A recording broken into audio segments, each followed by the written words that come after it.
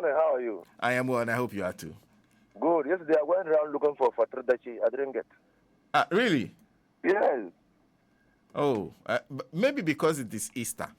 Easter, maybe. You should have called me. I had some at my. Oh, really? Okay. Yes. Yeah. Next time I like Fatridachi, I'll call you. Please do. Please Okay. do. It's nice to speak to you this morning. Thank you. And I would like to start from a point that has been made by Aula Sewa, who is from civil society, and has made I this. know her. Yeah. What's the region? Okay. Yes. She's made this point over and over again. It's about the LI 2462. And I know what your government has decided to do. They've amended the LI, and she thinks she believes that the promise that was made was revocation, and that revocation is what should have been delivered, and it's not happy with the amendment of the LI. What do you think about that? The repeal and, of course, the revocation. Does it make any difference? Well, so we're looking at the integrity of the promise, not the outcome of the amendment. So the president had communicated to us when the civil society organizations and labor has said that the devastating effect of Galamsey on our forest areas and the water bodies was largely because of LI 2462, and that it was important to revoke the LI and also to declare a state of emergency. These were two of the demands made by civil society organizations. At that time, all of us believed that the LI was largely responsible for the impunity in the forest areas and the destruction of our water bodies. And that if we were going to control it, we also believed that a state of emergency will freeze whatever rights that had accrued to persons who had applied under the LI 2462 for licenses to mine in forest areas. Because you know what state of emergency does? It freezes everything. So accrued rights will be frozen and prospective rights will not be granted. So that was our position. Now, the NDC won elections and have come into office.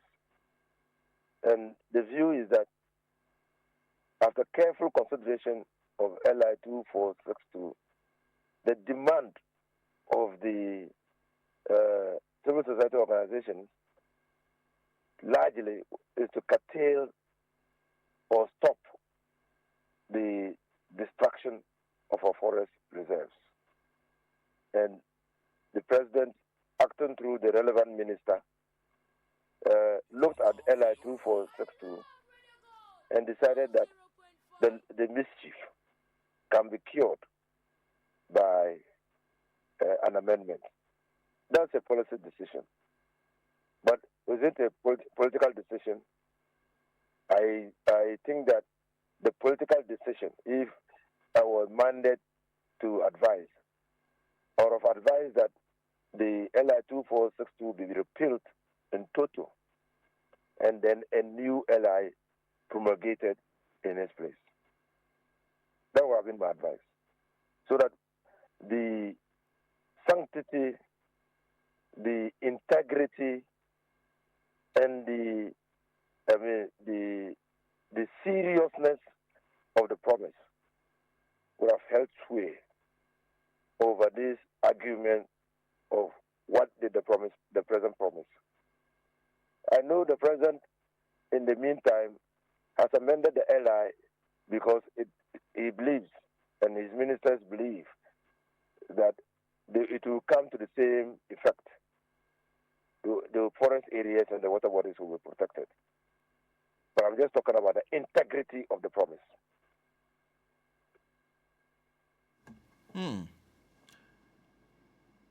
But does it matter that the minister says essentially the power that civil society and everybody was worried about has been taken away? That's what I mean.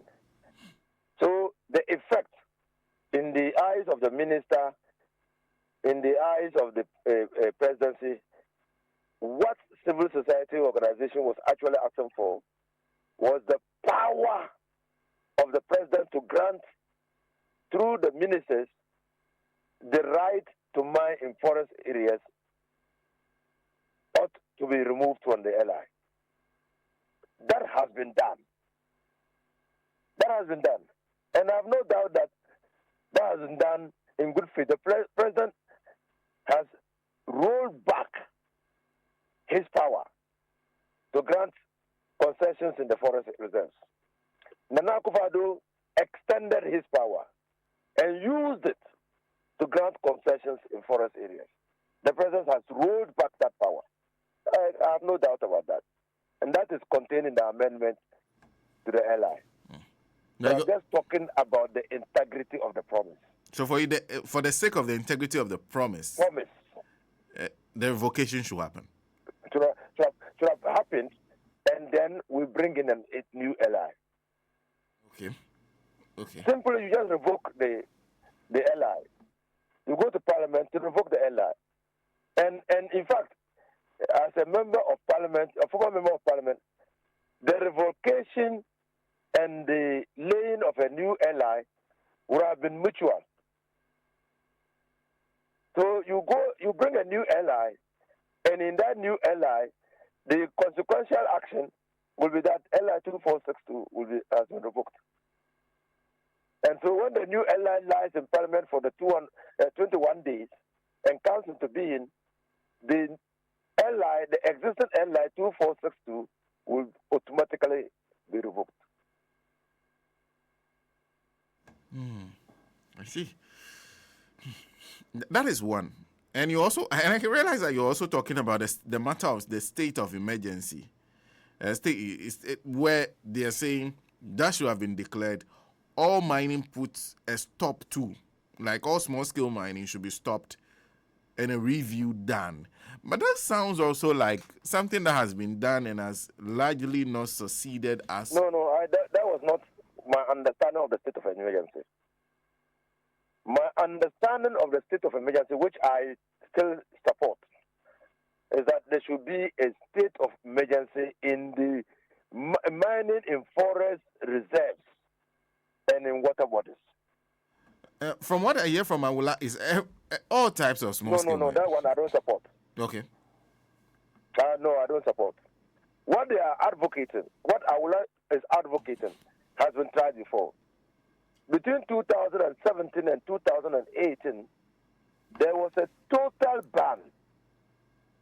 And if Madam Awula is on the line and listening, there was a total ban on small-scale mining activities in this country under the government of His Excellency Nana Akufo-Addo. And their reason for the total ban was to reorganize the small-scale mining sector and make it responsive to responsible mining in Ghana. And what did we see? Between 2017 and 2018, when the ban was in place, Ghana exported the highest amount of gold from the small-scale mining sector. I'm not saying it. The records are there. How did that happen? Simply tells you that when the total ban was in place, some people were being protected to mine with impunity. That might be the reason why illegal mining activities have gone haywire. Because there was a ban and nobody was supposed to mine. Ghana exports the highest amount of gold from the small scale sector within the time that there was a ban. inference is that mining was taking place. But because there was no ban, there could not be legal mining. So a further inference is that what was happening in the small-scale mining sector was illegal activities. So because there was a ban, even the scarce resources of the Minerals Commission could not be deployed to ensure that mining was done responsibly because there was a ban. You see? So I don't support a total ban. And even when I was at the Ministry of Lands and Natural Resources, I advocated against a total ban. On policy grounds, you create a platform for people to take advantage of. You know, until 1989, small-scale mining was an illegal activity, a banned activity, a prohibited activity in this country. In 1989, the PNDC government came to the conclusion that small-scale mining sector could be a veritable avenue to create employment in this country. Government's duty to create employment is exclusively to satisfy the employment needs of Ghanaians.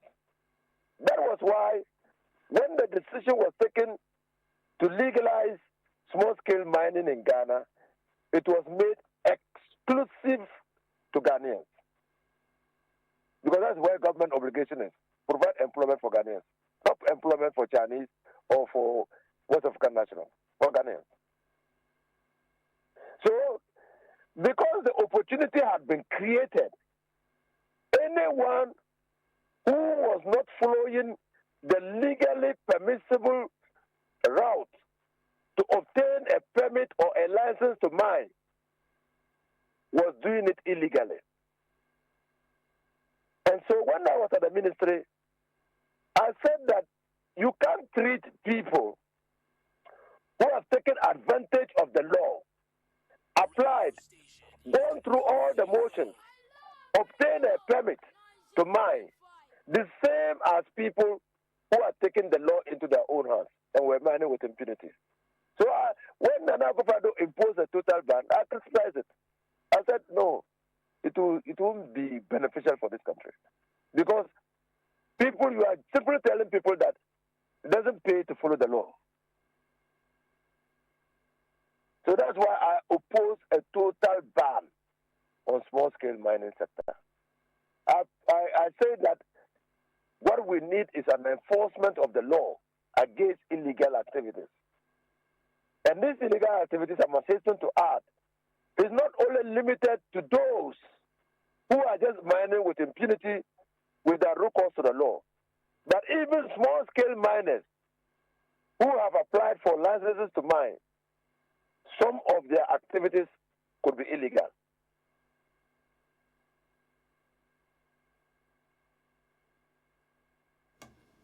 I see.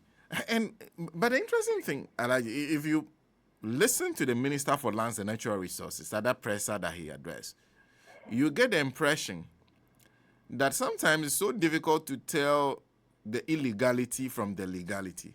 So much so that perhaps if you pause everything, then it gives you a clear room to do an assessment and know what is happening and what is not happening.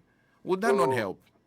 No, so when we were going to fight, when His Excellency John Dramani Mahama in his first term said, INUSA, I want you to lead the task force to clean the illegal mining sector, the mining sector, or small-scale mining sector of illegalities. The first course of action when the interministerial task force met was to demand from the Minerals Commission a complete list of all small-scale miners who had obtained the licenses or permits to mine and where their concessions were. The coordinates on the ground given so that we could go onto the ground and identify whether or not they were engaged in lawful mining, and they were at the concessions where they were given. So that was the first thing. So the Minerals Commission made available to the Interministerial Task Force in 2013 all the small-scale miners who had been registered at the Minerals Commission and they were engaged in small-scale mining. And that was the basis upon which we went onto the ground. And I know the fact that you say you are not in favor of what the NPP did when they came into power. But assuming that was done, can their failure necessarily result in your failure? But because you said that one of the things we saw was that those who paused mining then became the miners. The NDC is not MPP. So perhaps if you approach it differently, would you not have got you some results? So in fighting against illegalities, your partners should be those who are doing it legally. So those should be your partners. So the Small Scale Miners Association were our partners because they are on the ground together with those who are doing the illegal mining. They're there. And they'll give you the information where the illegal activity is taking place because they also want to protect their work as legal miners. So when you treat all the legal miners and illegal miners in the same way, you lose allies. You lose allies in the fight. And that's why our advice that we don't treat all of them equally or the same. Because they are your veritable allies. They will tell you. In fact, you will be sleeping in the night, you will receive a call from the Small Scale Miners Association drawing your attention to areas where illegal activity is taking place because they want to protect their work. They don't want to be seen as engaged in illegal small-scale mining. So why do you want to lose your allies in the fight? So that's why I advise against treating all of them the same. Recruit more allies. They will get because you can't be you can't be everywhere at the same time. The miners, the community opinion leaders, the communities against illegal activities, the vigilante groups, all of them become your allies. And they will help you to be able to use governmental power to stop it.